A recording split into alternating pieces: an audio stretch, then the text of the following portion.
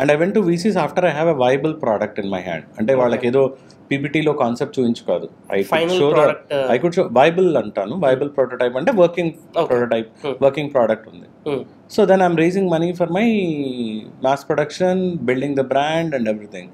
So అప్పుడు అడిగేవాళ్ళు, how will you plan to take the product అని. నేను చెప్పాను, I'm gonna rope in a large celebrity అని చెప్పి. నేను I use to have my vision of like ఆ రోజుల్లో I wanted to have Deepika Padukone to be my brand ambassador for the product.